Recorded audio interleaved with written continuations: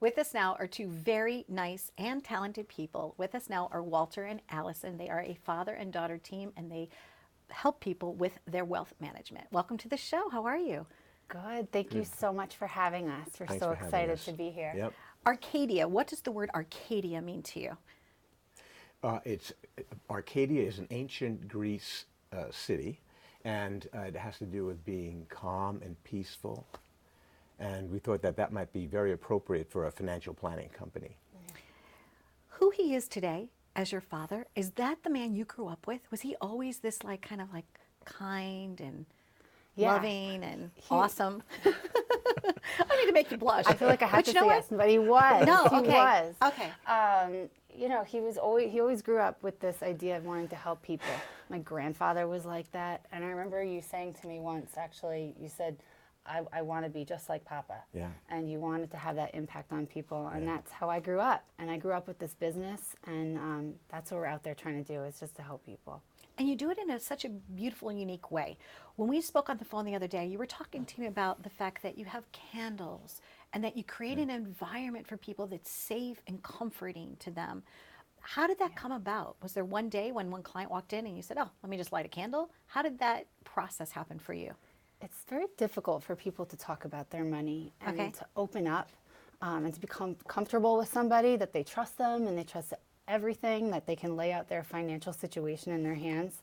So we want to make it as easy as possible and as comfortable as possible for them to open up, especially with some of the types of clients that we work with, like women who may find it a little bit more difficult to speak about their money.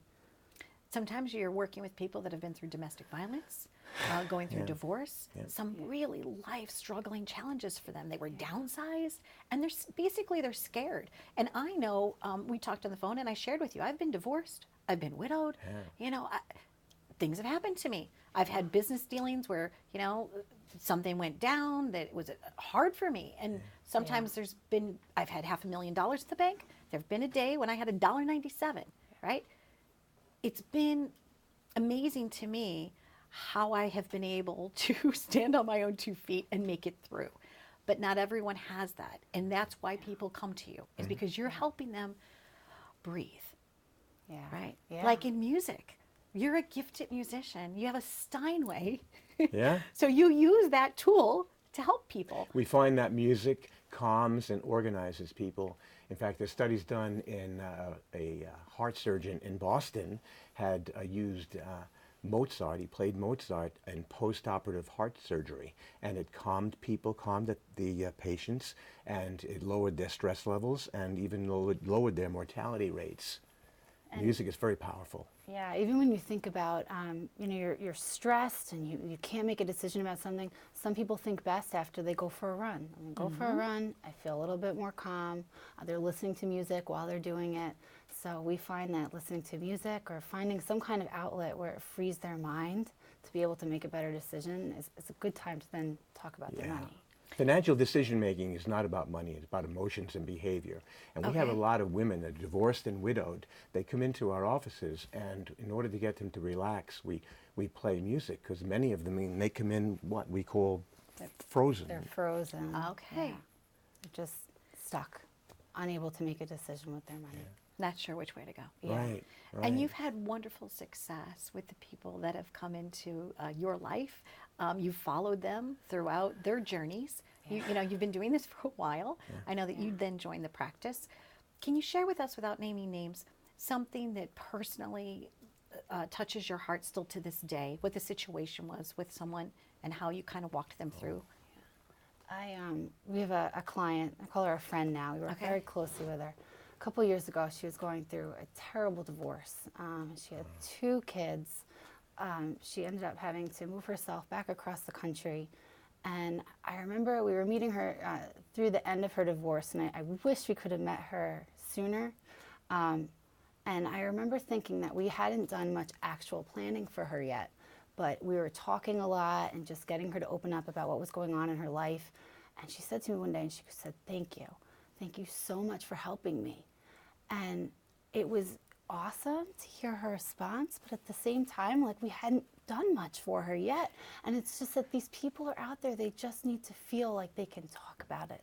They need to find someone they can trust and share this with. And now it's better. We've been done more planning for her, but just to be able to open up about your money, that meant so much to her. When we listen to people talk about their money, we listen not just with our ears, but we listen with our hearts. And that makes them feel calm and relaxed. Such a wonderful service that you provide. And I always, with any guest that I have on, I always do my due diligence and I read about that. And I know that you've been married for a very long time. And, and the process is such an embracing way that you're going about it. The other thing I want to ask you too is, do you help people sometimes with their credit repair? Because a lot of times, do you help them take those first steps? We do. Okay. And a lot of times we work with the children of our clients, and maybe they're in their 20s or 30s and just need to get started in life, and the credit repair is definitely the first place to start. But we definitely look at all aspects of that. And then this was born. Tell us about the book. Yeah, Walter started writing it before I came to the firm, and Okay. I came and we added our own little flair to it as father and daughter, right? So The Millionaire Within. The Millionaire Within is, one part of it is that if you read the book, you'll learn all the ways and methods to be a millionaire, investing your money. But also, the millionaire within is also already there. You just need to uncover it. Maybe let some things go and be more open about things and drop some things you think were really important in your life.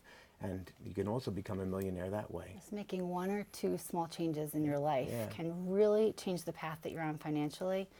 Sometimes it seems overwhelming, but just taking it one step at a time and just putting one foot in front of the other every day can lead you down that path to becoming a millionaire. Yes.